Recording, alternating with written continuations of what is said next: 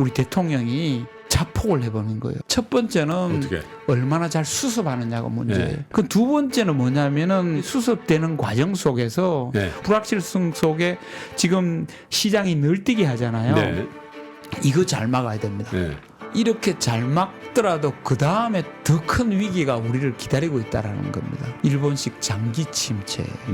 우리가 잘 막더라도 우리가 갖고 있는 자원을 굉장히 많이 소진할 거예요. 소진했죠. 경제에 무슨 진보 보수가 있어요. 지금 위기인데 네. 한국은 지금 위기예요. 계엄 쇼크가 없는 상태도 위기인데 우리 계엄만 쳐다보고 손 놓고 있다가는요 이제 완전 게임 오버가 됩니다.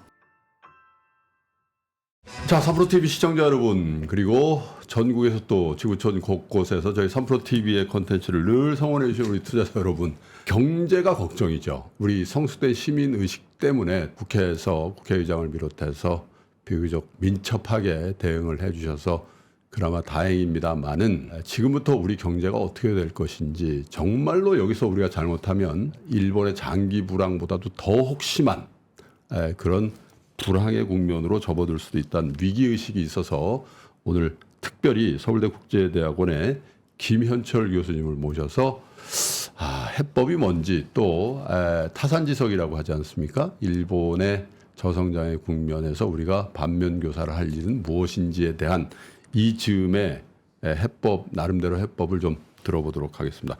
김현철 교수님 어서 오십시오. 예, 안녕하십니까. 이게 웃을 일은 아닌데요. 예. 저는 진짜 뉴욕에서 예. 이게 도대체 근데 어쨌든 참 우리 국민들의 시민의식이라는 게 참 대단하다. 예. 몇 년 전에 미국의 트럼프 지지자들이 국회의사당을 난임했을 때. 이거 완전히 거꾸로 아니에요. 우린 맞습니다. 지키고. 맞습니다. 그렇잖아요. 예. 경제학자 이 한국 경제를 보시는 입장에서 어떻게 보셨어요? 예. 진짜 이건 경제적으로는 상상이 안 되는 일이 일어났거든요. 그래서 시장은 엄청난 충격 속에 이제 빠졌는데. 물론 오늘도 주식이 규모 있게 반등을 했습니다. 맞습니다. 하지만은 이제 누누이 강조드립니다만 한국은 선진국이거든요. 예. 그래서 소위 시장을 방어할 수 있는 실탄, 자원 이런 것들은 어느 정도 있기 때문에 작금의 어떤 경제적 위기, 시장의 위기 이런 거는 이제 어느 정도 극복할 수 있으리라고 봅니다. 근데 저는 오늘 이제 말씀드리려고 하는 거는 그 다음에 오는 이 구조적 위기. 이거는 어떤 것이고 왜 왔고 어떻게 대응해야 되는지를 오늘 좀 설명드리고자 합니다. 사실 김현철 교수님을 저희가 한 3년 전서부터 아주 뜨문뜨문 모셨는데 몇 번 안 나오셨는데 벌써 김현철 교수님이 출연했던 영상들이 600만 조회가 됐어요. 그렇습니까? 그래서 참 굉장히 의미 있는 말씀들을 해주셨기 때문에 우리 투자자 여러분들이 그렇게 많은 분들이 구독을 해주시지 않았을까 그런 생각이 드는데 사실 일본 전문가로서 활동을 오랫동안 하셨잖아요. 일본에 대한 공부를 많이 하셨고 또 일본에서도 이제 가르치셨는데 우리는 사실 성장의 경로, 선진국이 된 대한민국호는 일본하고 전혀 다른 경로를. 근데 최근 들어서는 일본하고 비슷한 길로 갔던 것 같다는 생각이 들어요. 맞습니다. 평가를 좀 해보겠습니다. 그래서 이거를 이제 좀 다시 한번 우리가 우리 경제 70년사를 한번 되돌아볼 필요가 있어요. 지난 70년간의 경제 성장을 크게 나누면은 소위 한강의 기적과 그 다음에 세계화의 기적 두 기간을 거쳐서 우리가 선진국이 됐거든요. 근데 한강의 기적은 우리가 사실은 최빈국에서 개발도상국으로 성장하는 그 기간이었어요.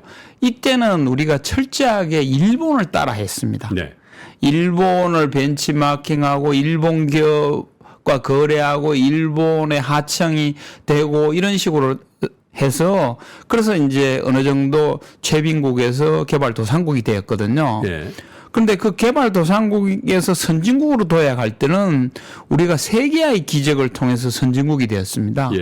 이때는 참 불행하게도 일본이 30년 장기 침체에 들어가는 바람에 일본을 따라가려고 해도 따라갈 수가 없었어요. 더군다나 그때는 이제 범세계 시장이 열림으로 해가지고 우리는 과감하게 일본을 버리고 세계를 벤치마킹하면서 글로벌로 나감으로써 우리가 세계화의 기적을 이뤘고 선진국이 되었거든요. 네. 그런데 이 상황에서 이제 한국이 오히려 뒷도 역으로 흘러가면서 일본의 장기 침체의 길로 들어가는 그 길을 스스로 선택하고 있지 그게 않는가라는 윤석열 게 이제 정부에서 도드라진 현상이었죠. 그렇죠. 이게 이제 윤석열 정부 이제 지금 한 2년 반을 반취해 보면요. 네. 이 과정에서 윤석열 정부 속에서 세 번의 경제 큰 쇼크가 있었습니다. 2년 반 동안에 2년 반 동안에. 어떤 게 있었죠? 그래서 이걸 한번 이제 반취해 봐야지 예. 우리가 이 경제 위기가 왜 왔는지 예. 경제 위기 다음에 오는 새로운 위기가 뭔지를 알 수가 있는 거거든요. 네. 첫 번째 위기는 뭐 이제 우리 국민들은 다 아십니다. 예. 이 대통령이 굉장히 이념지향적이고 뭐 자유민주주의 대 뭐 공산 전체주의의 대결 뭐 이런 이념을 갖고 있었지 않습니까? 네. 이 이념화의 최초의 그 취임하자마자 취한 선택이 한국판 인태 전략이라는 거를 이제 들어가기 시작했어요. 인도태평양. 인도태평양 전략. 근데 이제 한국 국민들은 다 알 수가 있는데 이 인도태평양 전략이라고 하는 거는요. 일본의 신우파, 영어로는 뉴라이트입니다. 예. 신우파가 주창한 세계 전략이었어요. 아베를 비롯한. 예. 이거는 뭐냐면은 인도양하고 태평양에 있는 국가, 즉 해양 국가들끼리 뭉쳐서 중국을 봉쇄하자는 전략이었어요. 그런데 우리의 입장에서는 중국은 지금까지 세계화의 기적을 이룩하는데 굉장히 중요한 경제 시장이었잖아요. 그렇죠. 경제 영토였기 때문에 우리는 그걸 버릴 하등의 이유가 없었는데 네. 윤석열 대통령께서 인도 태평양 그거를 수용하면서 뭐까지 했느냐 하면은 탈중국을 선언했어요. 예.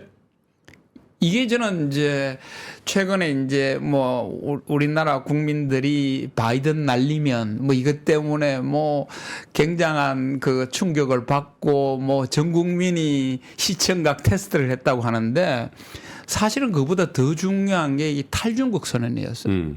지금의 이제 경제부총리가 대통령실 경제수석을 할 때 네. 탈중국을 선언했어요. 예. 그러자 한국의 이제 경제 지도자인 최태원 대한상유 회장님이 탈중국은 안 된다라고 했어. 예. 그러자 기업의 입장에서 보면. 기업 입장에서는 왜냐하면은 지난 30년간 우리가 세계화의 기적을 이룩한 결정적인 경제 영토가 중국인데 예. 그 중국을 버리면은 한국은 엄청난 데미지를 입는다라고 했는데 이제 경제수석은 아니다 탈중국 해야 된다. 예. 그리고 중국에 있는 한국 대사는 중국에 있는 기업들을 왜 여기 있느냐 나가라. 빨리 나가라. 라고 할 정도로 굉장히 이제 인태 전략을 드라이브를 했거든요. 예. 이게 이제 경제 충격의 모태였는데, 근데 작년에 뭐까지 했는가 하면은 캠프 데이비드 협정을 들어가면서 네. 한미일 삼각연대에 그냥 들어가 버렸어요. 예. 이 한미일 삼각연대라고 하는 건 뭐냐면은 중국을 봉쇄하는 데 있어서 저 멀리는 미국이 있고 또 동북아에는 일본이 있지만은 일본 앞에 있는 최전장, 네. 최천병으로 한국이 들어가겠다라는 선언이에요. 이거는 한국이 이제는 뭐 중국 봉쇄를 떠나서 경제 영토를 포기하는 거를 넘어서 이제 대결하겠다. 네, 대결 구도를 만든다. 그렇죠. 네. 이 대결 구도는 이거는 한국 경제에서 치명타기 때문에 네. 그 당시에 제가 계속 주장했는 게 뭐냐면은 자유민주주의 진영의 최고의 기관이 국제통화기금이라는 게 있습니다. 예, IMF. IMF가 굉장히 이례적으로요. 예. 두 번에 거쳐서 코리안 레포트를 내요. 이건 뭐냐면은 이런 식으로 한미일 삼각연대에 들어가면은 한국 경제는 중국 다음으로 가장 타격을 입는다. 이런 선택은 절대 하면 안 된다라고 경고의 메시지를 2021년과 2023년 두 번에 걸쳐 가지고 예. 이 자유민주주의 진영의 최고의 경제기관이 경고를 하거든요. 지금 화면에 IMF 워킹 페이퍼라는 게 저게 예. 이제 저 내용을 담고 있는 그렇죠. 보고서예요. 보고서예요. 근데 우리 대통령이 여기에 반대되는 선택을 한 거죠. 네. 그러면 어떻게 되느냐?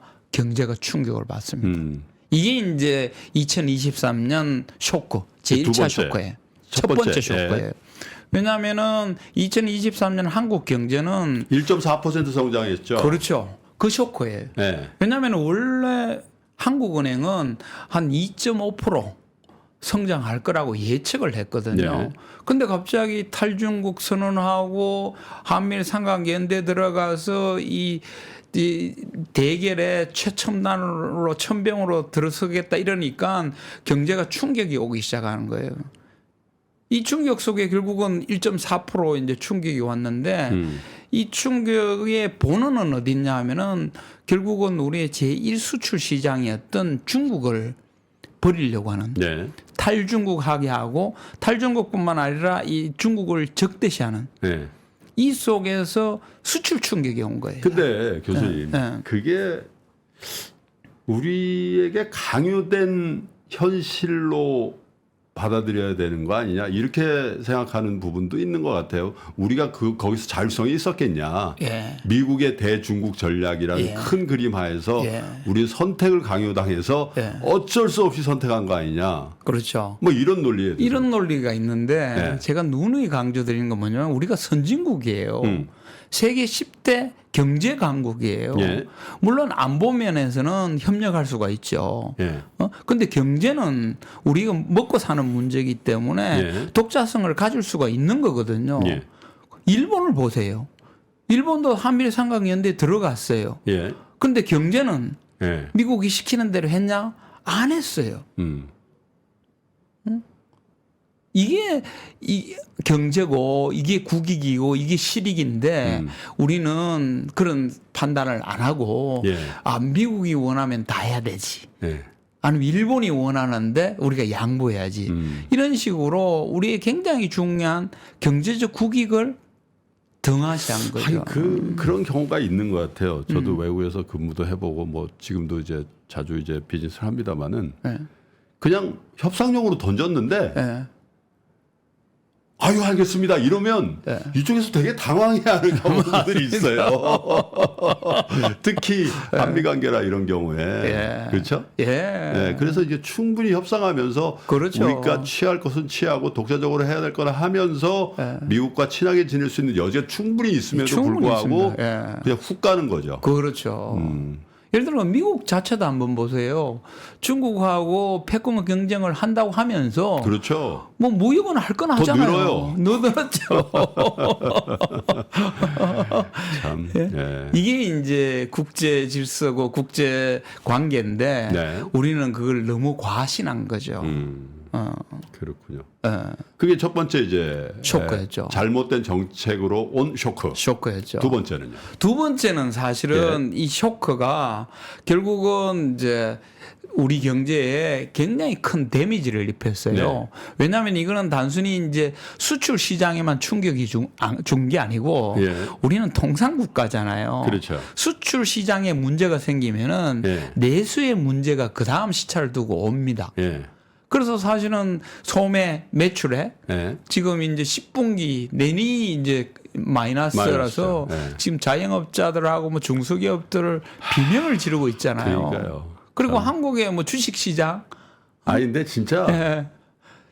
뭐라고 해야 되나? 이제 뭐 지금 안 그래도 주께서 지금 퍼져 있는데 예.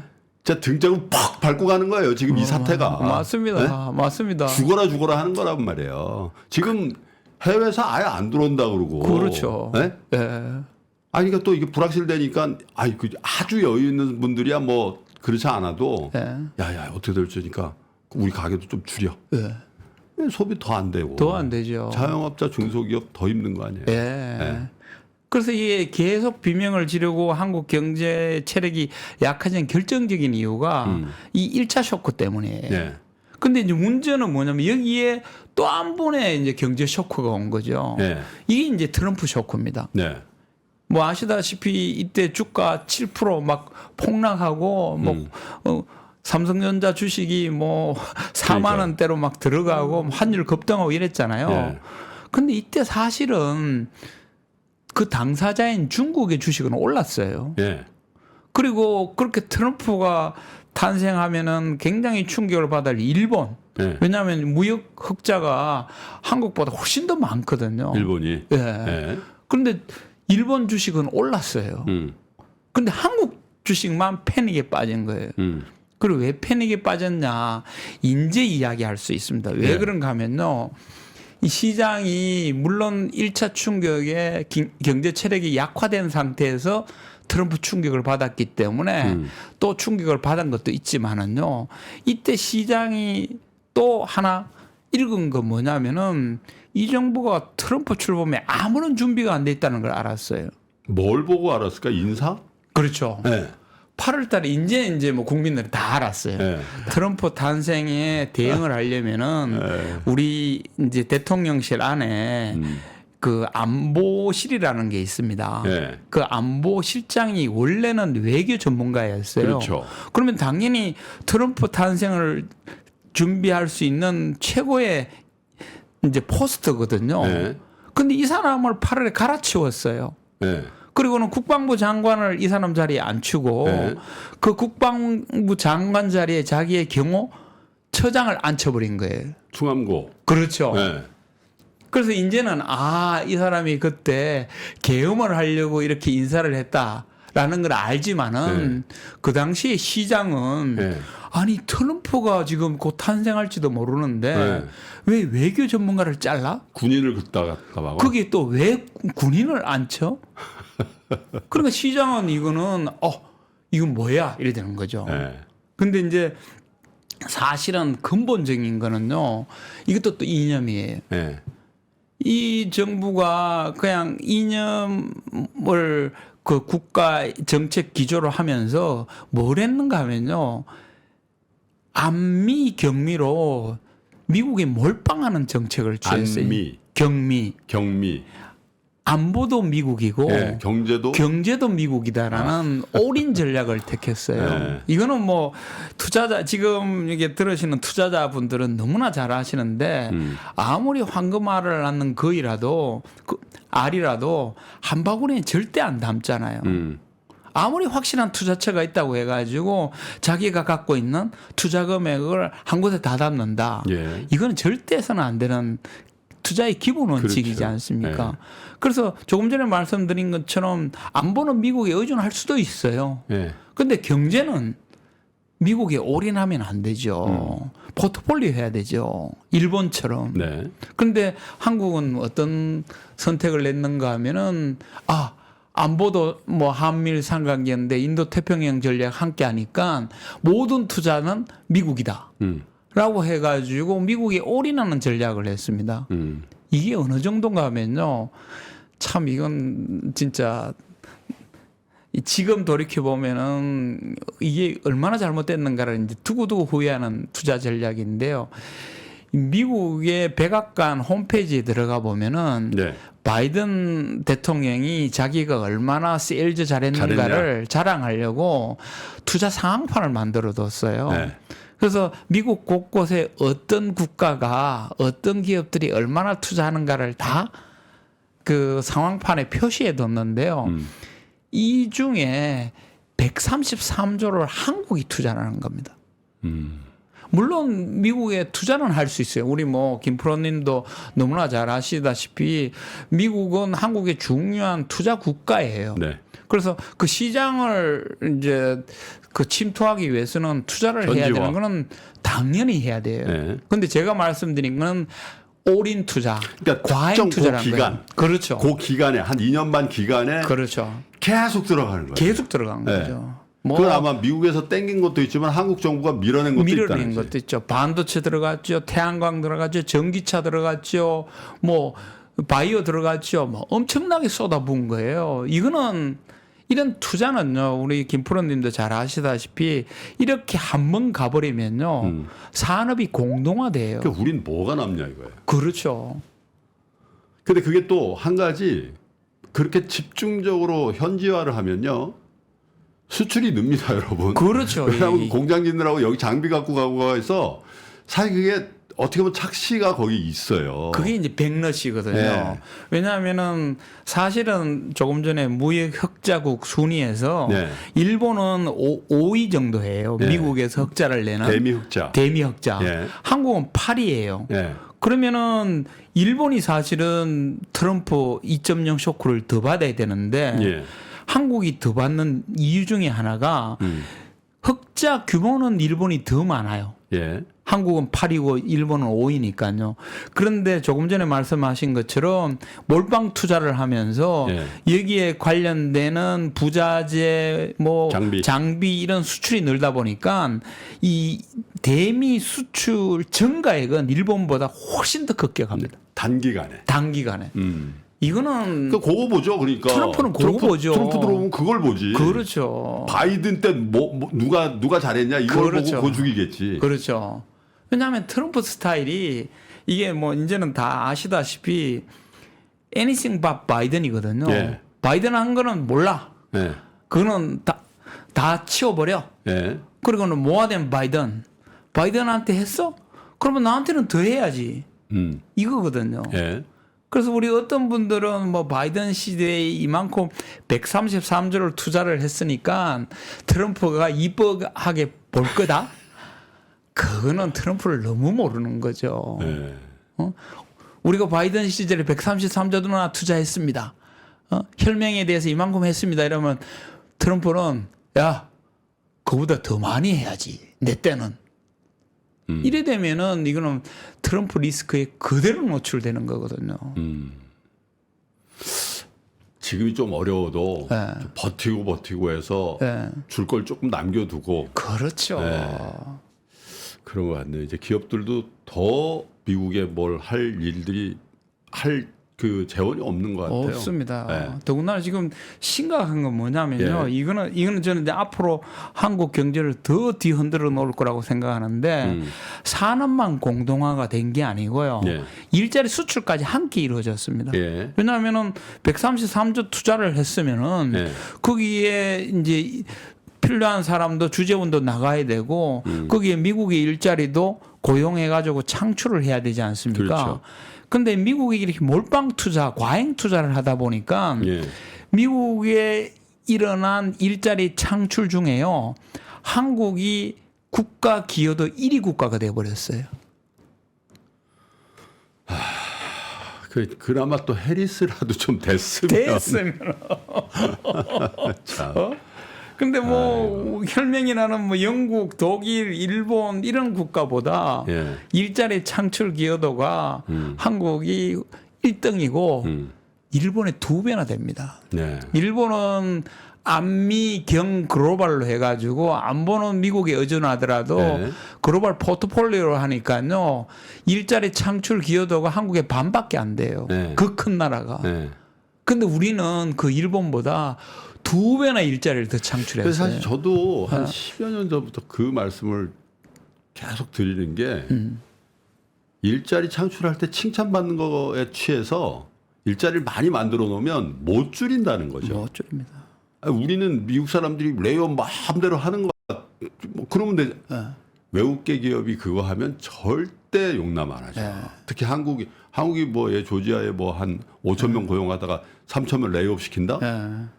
그럼 아마 그 전보다 훨씬 더 박한 맞습니다. 환경으로 바뀌지 않겠어요? 맞습니다. 그 유니온들이 가만히 있지도 않을 거고. 그래서 삼성전자가 이제 텍사스 공장 네. 짓다가 트럼프 당선 가능성이 높아지자 네.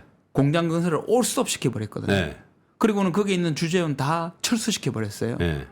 왜냐하면은 이게 계속 물려 들어가면은 바이든으로부터 보조금을 받을 가능성도 굉장히 불확실해지지 않습니까? 더군다나 여기 투자를 했다가 트럼프 때 네. 모아된 바이든으로 요구받으면 어떻게 할 거냐는 거예요. 네.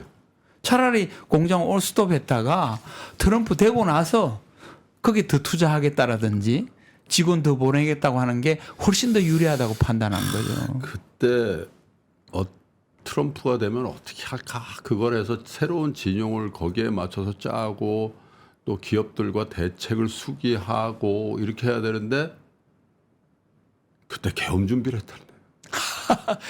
그런데 그 계엄 준비는 어떻더라도 저는 지금 봐서 돌이키면은 그렇게 미국에 올인 몰빵을 하면서 네. 우리 기업인들을 다 대동시켜 갔지 않습니까?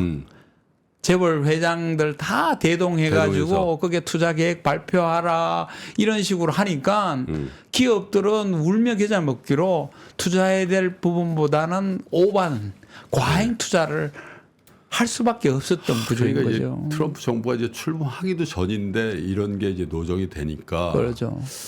야, 이게 트럼프 연간 4년 동안 어떻게 버틸 거냐. 이게 이제 고민거리고 이제 바이든 연간에 벌려놓은 일들을 배가해서 뭘 해달라고 얘기할 텐데 할 힘은 없고 그렇죠. 그리고 지금은 또 컨트롤 타워가 부재한 상황이고 맞습니다. 아, 참 힘든 그래서 상황인데. 이 상황에서 한국은행이 충격적인 발표를 했어요. 뭐 이 계엄 전에 그러니까 트럼프 충격을 이제 트럼프 이제 쇼크를 받고 난 다음에 한국은행이 이제 그 향후 우리 경제 성장률 전망치를 발표를 했는데요. 이거는 한국이 70년 경제 개발사에서 한 번도 경험하지 못한 겁니다. 뭐냐면은 내년하고 내후년에 경제 성장률이 2년 연속 1%가 될 거라는 예측을 했어요. 네, 2025, 2026. 2025, 2026. 이게 1.9%, 1.8%? 물론 뭐 계엄이 이제 쇼크가 있었기 때문에 이게 더 내려갈 텐데요. 그래도 이 트럼프 쇼크만 가지고 내년, 내후년 예측한 이게 한국 경제 70년 사이에 있어서 초유의 일입니다. 2년 연속 1%. 2년 연속 1%. 이거는 뭐냐면은 이제 한국은 장기 저성장으로 들어간다는 판단이거든요. 근데 여기에 제3차 쇼크가 이번에 온 거예요. 계엄. 그러면은 이거는 한국이 1차 쇼크에 비틀거리는데 2차 쇼크에 흔들거리고 이 3차 쇼크에 완전히 보디블로를 맞은. 그것도 오른쪽 보디블러예요. 그렇죠. 그렇죠. 간. 아니 근데 저는 그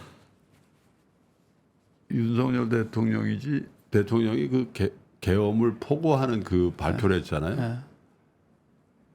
아, 저 발표 자체도 문제지만 그 연설문이라고 할까? 그 담화문의 내용이 우리나라는 완전 진짜 개판입니다. 맞습니다. 그러니까 절대 투자하지 마시고 맞습니다. 외국에다 대고 네. 절대 투자하면 안 되는 나라라고 계속 얘기하는 데서 와 저렇게 해야 되나? 그 자체도 문제지만 그래서 그 해외인데 참 너무 막 황당한 거예요. 코리아 디스카운트의 가장 첫 번째가 북한이지 않습니까? 그러니까 종북. 거기에 반국가 세력이 또 남한에 압력한다라는 또 다른 디스카운트 요인을 이야기한 거예요. 거기다가 계엄이라고 하는 거는 이제 국민들도 뭐 40몇 년 만에 기억을 끄집어냈을 정도로 사실 계엄이 우리는 계엄 뭐 그래 영화에서도 보는 거다 이러지만은요 영어로 계엄은 마샬로예요. 마샬로죠. 마샬은요 이건 군 전쟁 이거 극한 대립 이걸 의미하는 단어예요.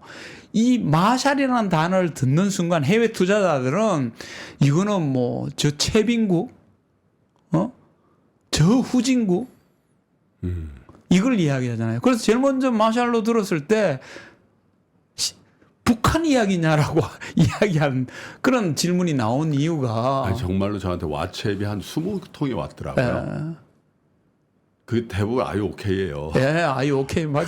아유 오케이인데 근데 참 그것도 특히 미국이라든지 유럽이라든지 여러 남아메리카라든지 이런데 한류 또 K-팝, K-컬처, K-푸드 막 이런 것들이 잘 이렇게 어쨌든 그런 분야에서 오랫동안 투자한 게 이제 조금씩 발화하고 있는 상태에서 그렇죠. CNN을 비롯해서 그 방송에서 계속 군인들이 유리창 깨고 들어가는 모습과 이런 것들이 계속 나오는 거예요. 그러니까 야 진짜 10년 공두탑이 뭐래 이게 제가 이런 저 특정 종교 용어를 해서 죄송합니다. 나무함이 담을 듯. 네. 저는 세계화의 기적이 이런 거를 네. 한순간에 무너뜨렸다고 보는 거예요.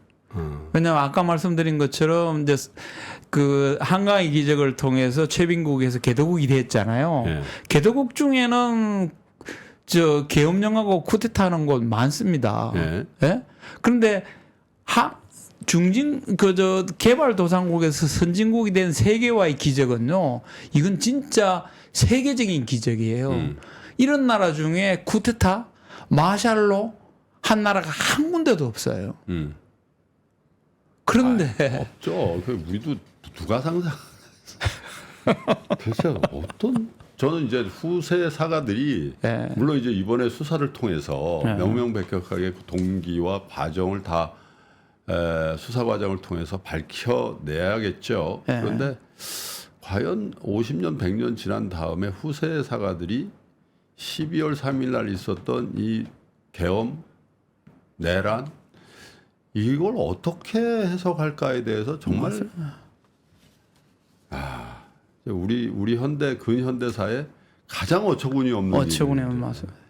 그죠? 이게 한강의 기적 속에서는 뭐 일어나도 개발도상국이고 최빈국이니까 그러려니 할지 몰라도요.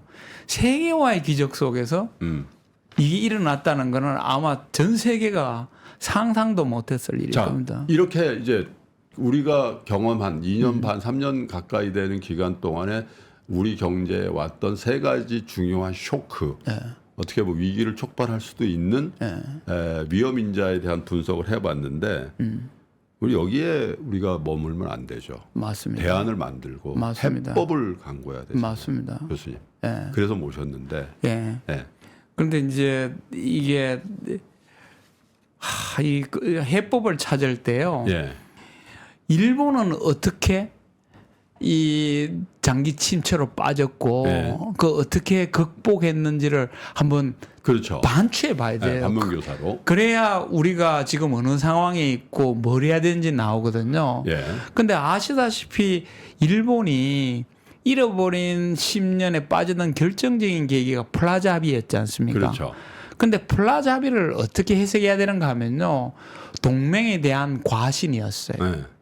왜냐면은 플라자 합의 때 그때 지금 윤석열 대통령이 맺은 이 한미일 삼각연대 캠프 데이비드. 캠프 데이비드 이 협정을 저는 3차 한미일 삼각연대라고 2차 삼각연대가 언제 만들어졌는가 하면 전두환 레이건 낙하선회 때 만들어졌어요.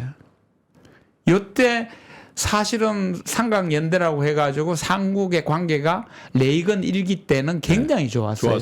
근데 레이건이 2기 때 변심을 하거든요.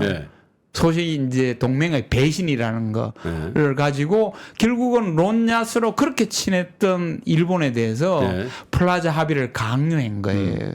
근데 그때 낙하선의 입장에서는 야 동맹인 미국이 배신할 리가 아이 레이건 형인데. 레이건 형인데 그리고 론이라고 내가 칭하던 친구인데 라고 해가지고 플라자 합의를 받아줬어요. 이게 이제 그 일본이 결국은 결정적으로 경제가 망가진 이제 계기였고요. 그 이후에 또 경제가 왜 망가지는가 하면은 이런 동맹의 배신과 이런 게 있으면은 이 외부적인 충격을 얼마나 잘 소화해내느냐.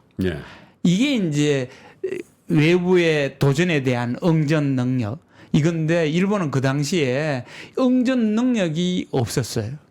왜 없었는가 하면은 그때 이제 일본의 관료들, 정치가들 이들이 이렇게 혼란스러운 경제를 수습할 능력이 없었던 거죠. 그래서 뭐 쓰잘데없는 대책 막 내면서 막 경제가 혼란스러우면서 결국은 잃어버린 이제 10년으로 들어갔거든요. 그럼 한국도 굉장히 비슷해요. 어떻든 간에 이제 미국을 너무 우리가 과신했고 또 우리의 능력 이상으로 과잉 투자를 했고 그게 이제 뭐 레이건의 트럼프의 탄생과 같은 또 미국 쇼크로 들어왔지만은 여기에 대해서 우리가 관리만 잘하고 아니면 대응만 잘했으면은 적어도 2차 쇼크는 막아낼 수 있었던 거거든요. 네. 근데 조금 전에 말씀드린 것처럼 우리 대통령이 자폭을 해버린 거예요. 3차 쇼크를 여기 갖다 들이부은 거예요. 그러면은 어떻게 해야 되느냐 하면은 자, 이제 어떻든 이게 일본처럼 이제 외부적인 충격이 온 거고 내부적인 대응에 있어서도 잘못된 거예요. 그럼 이거 어떻게 하느냐? 네. 첫 번째는 어떻게? 얼마나 잘 수습하느냐가 문제예요. 네.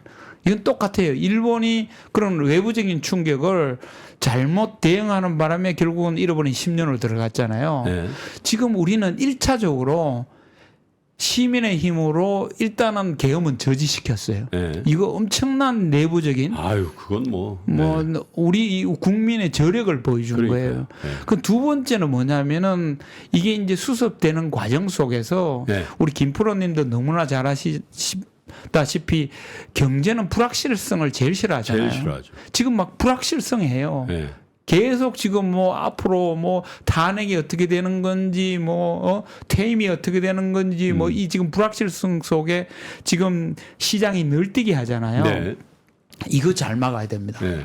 근데 일단은 우리나라 관료들이나 이런 시장 참가자들이 다 이제는 선진화돼 있기 때문에 네. 저는 잘 막을 거라고 봐요. 근데 네. 문제는 이렇게 잘 막더라도 그 다음에 더 큰 위기가 우리를 기다리고 있다라는 겁니다. 그게 뭐냐면은 일본식 장기 침체예요. 왜냐하면은 벌써 우리가 잘 막더라도 우리가 갖고 있는 자원을 굉장히 많이 소진할 거예요.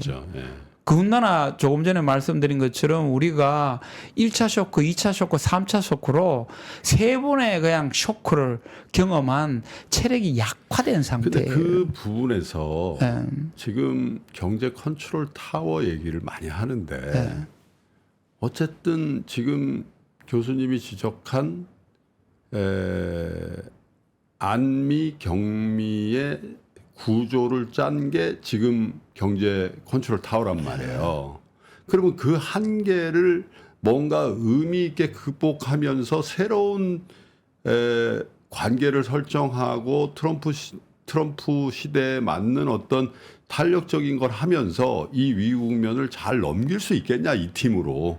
근데 뭐 이 팀은 네. 뭐 조금 전에 말씀드린 것처럼 탈중국 선언한 사람이 지금 경제부총리지 않습니까? 그러니까. 이런 문제는 있지만은 네. 우리의 관료들이요 선진국의 관료들입니다. 네. 능력이 뛰어나요. 네. 전 세계에 뭐 일본 관료보다 저는 한국 관료가 더 뛰어나다고 봅니다. 네.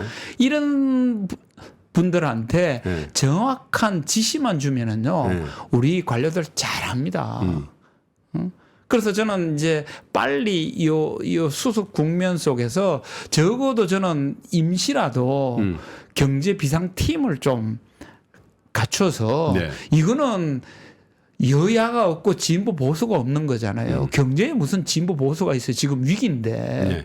그래서 지금 팀을 만들어서 이 비상시국에 어떻게 경제를 어떻게든 안정적으로 끌고 갈 수 있을지. 네. 왜냐하면 이게 뭐 탄핵이 됐든 어떻든 간에 선거 때까지 새로운 대통령이 탄생될 때까지는 시간이 걸리지 않습니까? 그렇죠. 그게 뭐 절차가 장고일 필요하니까요. 수도 6개월 수도 있고 뭐 개헌하면은 그게 뭐 1년이 될 수도 있는데 이때만이라도 경제를 안정화시키는 팀이 만들어져서 네. 일단은 경제는 우리 관료들하고 네. 또 시장에 뛰어난 전문가들하고 함께 안정적으로 관리를 해나가야 되는 거죠. 네. 이거 못하면은 뭐 우리는 도라미 타버립니다. 네. 좀 늦었다라는 생각도 많이들 하는 것 같아요. 그런데 저는 일본을 본 네. 사람으로서는요. 네. 늦었다고 생각하는 시점이 빠른 거예요. 일본은 30년 갔지 않습니까? 우리는 또 준비를 어설프게 하다가도 발등이 불 떨어지면은 정신 바짝 차리죠. 정신 바짝 차리고 하지 않습니까? 이런 또 우리의 위기 극복 DNA가 있거든요. 그래서 이런 거를 살려줘야 돼요. 지금 뭐 다들 정치에 관심이 있고 뭐 정권 관심이 있을 때 경제를 어떻게 관리를 할지 어떻게 안정화를 할지 여기에 또 다른 이제 국민들의 관심이 기울어져야 되는 거죠. 여기에 정치가들이 지금 쓰는 신경에 한 10분의 1, 100분의 1이라도 이 경제 안정화 여기에 좀 써줬으면 좋겠습니다. 그러니까요. 그러니까 이제 여야가 이런 탄핵 정국 또 계엄 정국을 어떻게 보면 헤쳐 나가는데 사실 이제 합의라는 걸 국민들이 잘 기대를 안 하잖아요. 이렇게 극한 대립을 하고 있으니까. 자, 그럼에도 불구하고 정부의 경제팀 뭐 일부 교체를 하더라도 그래서 그 경제를 컨트롤하고 이 대외적인 신인도를 지켜내는 일에 대해서는 여야 없이 아니 여야 국회의원들 중에서도 경제통이 많아요. 네. 그런 사람도 함께 참여하는 거죠. 그렇죠. 뭐 여야지만 경제라는 그 전문 영역에 있어서는 여야가 없잖아요. 그러니까요. 그러니까 우리 관료들하고 함께 이 시기에 경제를 어떻게 안정화시킬 것인가 이건 저는 충분히 가능하다고 봅니다. 네. 자, 그런 이 경제 컨트롤 타워에 여야 없는 팀을 만들고 적극적으로 국민들을 성원하고 또 여야 정치권에서도 그런 부분에 대해서는 정쟁의 대상으로 하지 말아라. 이게 이제 넘버원인 거. 그 다음에 어떤 해법이 있어요? 그 다음에 이제 저는 이제 이게 일본 경제를 연구하는 학자들의 제일 소망이 뭐냐고 하면은요. 절대 일본처럼 장기 침체에 가서 안 된다는 거예요. 그건 어떻게든 일본과는 다른 길을 걸으면서 우리 독자적인 길을 걸으면서 한국 경제를 선진국 반석에 올려놓는 게 일본 경제를 연구하는 학자들의 제일 소망이거든요. 그런데 그렇게 가던 한국이 역주행을 하면서 지금 스스로 이제 꼬로박고 있고 일본의 길, 일본의 장기 침체로 가고 있는 거거든요. 그래서 이게 참 피 끓는 이야기인데요. 얼마 전에 이제 이 계엄 막 이 사태가 터지니까 재계가 뭐라고 이야기했는가 하면요. 코리아 디스카운트가 아니고 이건 코리아 디스트럭트다. 한국을 그냥 반값 할인하는 게 아니고 한국을 파괴하는 거다. 붕괴하는 거죠. 그런데 또 한 분은 저는 굉장히 주목해야 되는 게 포버스예요. 포버스에 이제 얼마 전에 이제 이 사람이 이제 글을 쓴 게 있거든요. 윤석열은 한국의 GDP의 킬러다. GDP를 죽이는 그런 사람이다라고 썼는데 이 사람이 누구냐면요. 일본의 장기 침체를 아주 집중적으로 취재해온 기자예요. 일본의 장기 침체를 너무나 잘 아는 이 기자가 이 윤석열 대통령이 결국은 한국의 GDP를 킬해버렸는 거죠. 그 얘기는 한국도 장기 침체로 가게 만든다. 그렇죠. 이 얘기잖아요. 이 얘기예요. 그래서 저는 이제 우리가 이 경제 위기를 잘 극복하더라도 그 다음에 기다리고 있는 거는 일본식 장기 침체예요. 저 얘기를 언제였죠? 저기 한 1년 됐나요? 말씀하신 게 저희 프로에 나오셔서. 그렇죠. 이건 어떻게든 피해야 된다 그랬는데 오히려 결국은 이 길을 그대로 따라가고 있는 그 속에서 이제는 경제 충격 속에 비틀거리면서 따라가고 있는 이거 어떻게 하느냐는 거예요. 그래서 이거는 이게 이제 저는 3%에서 중간중간 나오면서 이제 점점점 한국이 이제 빠져들어가는 걸 보고 마지막에 올린 게 결국은 이제 장기 저성장을 돌파하기 위해서는 기업들이 먼저 혁신해야 된다. 이거 올렸더니만 이제 100만 뷰 가까이 3%에서 기록했거든요. 이게 뭐냐면은 제일 중요한 게 어떻게든 뭐 사회 곳곳에 혁신을 일으켜야 되는데 그거는 나중 문제고 가장 우리 경제의 최첨단에 있는 기업부터 먼저 혁신해야 된다라고 그때 이제 이걸 올린 거거든요. 여기에서 이제 많은 이제 기업의 종사자들 이런 분들이 이제 공감을 했는데 지금부터라도 지금 한국의 모든 기업들은 이제 비상계획 단계로 당연히 들어간 거고 지금 하루하루 어떻게든 이것을 피해갈 거라는 이런 단기적인 대책뿐만 아니라 자, 이게 끝났을 때 다시 다가오는 저 장기 저성장 침체에 우리는 뭘 혁신할 것인지 이거를 새롭게 생각하는 이 기간이 되고 그거를 준비해야 되는 아주 너무나 중요한 시기가 되어버린 거죠. 근데 기업의 혁신이라는 건 사실 기업들만 혁신을 하겠다는 의지가 있어서 되는 건 아니고 예. 정부가 그런 토대를 만들어줘야 되는데 사실 보수 정부는 사실 기업들의 활동을 자발적으로 할 수 있도록 관여를 좀 덜하고 시장의 논리에 맡기고 이런 거였잖아요. 근데 교수님 얘기를 쭉 듣다 보면 굉장히 중요한 의사 결정을 어쩌면 그렇죠. 정부 주도로 예를 들어 미국에 대한 정책이라든지 이걸 굉장히 많이 푸시한 것 같다. 오히려 그건 사실 보수 정부, 자유시장 경제 이런 배치되는 얘기였단 말이죠. 그렇죠. 그래서 보수가 항상 뭐 자유시장, 뭐 규제 완화, 감세 이런 걸 이야기하는데요. 사실은 이제는 이제 국민들이 알았잖아요. 그게 중요하지 않다는 걸. 결국은 정부라든가 대통령은요, 뭐 규제 완화 몇 건 하는지, 뭐 감세 얼마나 할 것인지 이게 중요한 게 아니에요. 한국의 선진국의 대통령은 그런 것보다 더 중요한 게 이 대외 정책을 어떻게 할 것인지, 큰 국가 간의 관계는 어떻게 할 것인지, 그 속에 우리 기업들을 어떻게 보호해 줄 것인지, 해외 시장 세계 곳곳에 나가 있는 우리 교민들, 우리 기업들, 우리 상공인들 이런 거를 어떻게 보호할 것인지 이런 걸 생각해야지.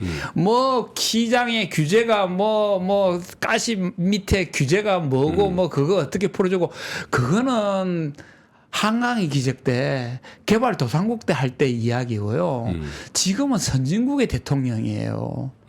그 선진국의 경제 대통령은 글로벌 시각으로 글로벌에서 문제를 푸는 이런 일을 해야 되는 거지. 우리는 아직도 사고가 개발도상국 시제, 한강의 기적 때 전두환식 사고를 하고 앉았는 거예요. 세계 모든 국민들이 세계 시민들이 다 우리 보고 선진국이란데 우리 그거 거부하는 것 같아요. 맞습니다.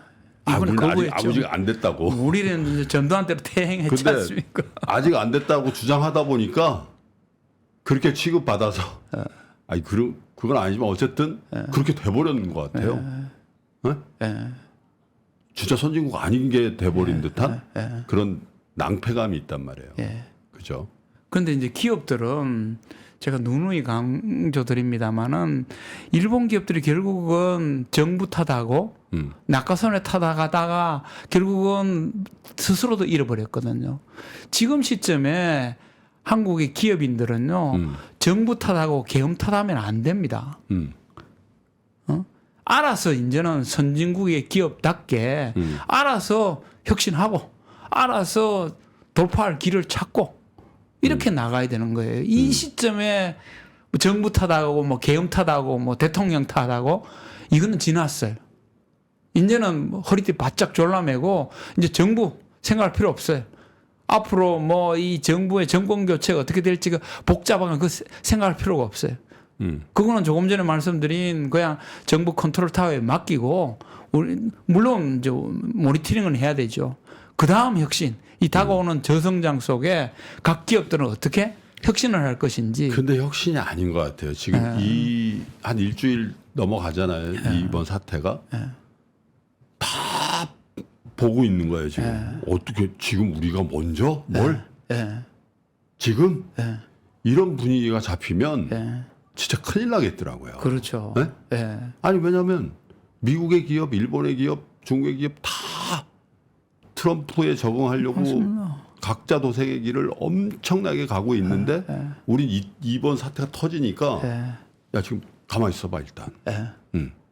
어떻게 되는지 보고 하자. 그렇죠. 이런 분위기가 재계에서 잡히면 근데 사실 그런 분위기가 좀 있단 말이에요. 있습니다. 왜냐하면 불확실성이 내부적으로 워낙 큰 불확실성이 생겨버리니까 그래서 사실 이게 그냥 단순히 요 국면이 정치적으로 해결이 되면 다 풀려나가겠지 예. 이렇게 생각할 수가 없는 이벤트가 생깁니다. 그 사이에 예. 지금 말씀하신 것처럼 우리의 해외 경쟁자들은요. 예. 발빠르게 움직이고 있어요. 예. 우리가 생각해야 될 건 뭐냐면은 우리 경쟁자, 우리 경쟁 기업들은 뭐 하는지를 봐야 되는 거죠. 우리가 여기에 손 놓고 이 뭐 국가의 뭐 이 정치 체제가 어떻게 되는지 거기에 손 놓고 그것만 보고 앉았다가는요. 우리의 경쟁국, 그 경제국의 경쟁 기업들한테 완전히 뒤처집니다. 제가 트럼프 탄생 이후에 급히 일본은 뭘 준비하고 있는지 중국은 뭘 준비하고 있는지 2주에 걸쳐 가지고 네. 일본하고 중국을 가봤습니다. 네. 어떻든가요? 완전히 틀리죠. 일본은 우리 지금 뭐 미국에 올인하면서 트럼프 리스크에 완전히 헤맬 때 일본은 정부 주도하에 벌써 트럼프 대책이 다 돼 있었어요. 700억 원을 써가지고 벌써 트럼프 관련 뭐 저 컨설턴트 계약 다 했고요. 그리고는 그게 트럼프 인맥들 벌써 다 줄대고 뭐 저 아소 부총재조차도 트럼프 후보 시절에 벌써 하면 트럼프하고 만나서 잘하기로 벌써 다 길 만들어 뒀잖아요. 우리는 엉뚱한 이제 인사하고 있었을 때. 그리고 더욱더 놀란 거는요. 제가 심천에 화웨이 본사를 갔어요. 심천. 예. 중국 심천에. 예. 화웨이 본사가 저는 충격을 받았습니다. 왜냐하면은 우리는 보통 뭐라고 생각했는가 하면은 미국이 화웨이를 제재하니까 네. 화웨이는 꼬꾸라질 거라고 생각했지 않습니까? 천만에요. 화웨이는 우리 IMF처럼 이 위기를 기회로 만들려고 전 사원이 똘똘 뭉쳐가지고 엄청난 R&D 투자를 했어요. 그래서 얼마 전에 화웨이 폰 네. 발표됐지 않습니까? 네. 거기에 오퍼레이팅 시스템 화웨이 하모니 OS를 쓰잖아요. 그리고 AP도 독자적인 거. 거기 들어가는 반도체조차도요. 중국 반도체예요. 그리고 저는 화웨이에서 자율주행차 타봤습니다. 한국 현대기아차 위기예요. 왜냐하면 화웨이는 어떻게 하는가 하면요.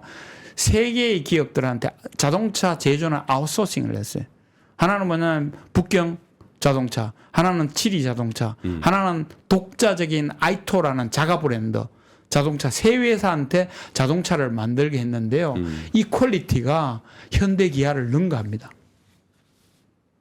근데 더 큰 문제는 여기에 쓰는 네트워크 있지 않습니까? 네. 무인 자동차 네트워크, 라이더하고의 통신 위성 시스템은요. 한국은 벌써 하면 끝났어요. 그들은 벌써 테슬라보다 앞서가고 있어요. 부분적으로는. 예. 근데 우리는 아직 자율주행 시스템이 테슬라보다 못하잖아요. 우리나라에 어디에 자율주행 시스템 테스트하고 있나요? 근데 중국은 소도시에서 자율주행 테스트 다 하고 지금 자율주행 택시가 심천에 운영되고 있어요. 저는 그 시스템 보고는 놀랐어요. 이거는 한국은 지금 위기예요. 이 계엄 쇼크가 없는 상태도 위기인데 우리 계엄만 쳐다보고 손 놓고 있다가는요. 이제 완전히 게임 오버가 됩니다. 그래요. 성숙한 시민의식으로 큰 국난. 어떻게 보면 리더가 잘못하는 거를 극단적인 위기로 가는 건 일단 막았어요. 그건 정말 어떻게 보면 전 세계가 우리의 시민의식 또 우리 국민들의 성숙한 민주의식에 대해서 다 칭찬하는 것 같아요. 근데 산업의 현장에서 또 기업 또 가계 경제라는 측면에서 여기서 자칫 잘못하면 이게 또 장기간에 걸쳐서 저성장의 질곡으로 빠질 수 있는 위기에 봉착해 있으니까 정말 이 정치권에서 이 기간을 최단 기간에 빨리 정리를 좀 해줬으면 좋겠고 또 국민들은 거기에 국민으로서의 압력을 행사해야죠. 또 허튼 짓 하면 안 되니까. 그러면서도 김현철 교수께서 말씀하시는 기업들을 의지할 수밖에 없다. 지금은 특별히 우리 글로벌라이즈돼 있는 대기업의 과감한 혁신 전략을 기대해 볼 수밖에 없는 국면이다. 이런 결론이 나와 있는 것 같습니다. 정치와 경제라는 게 어떻게 다른 거겠습니까?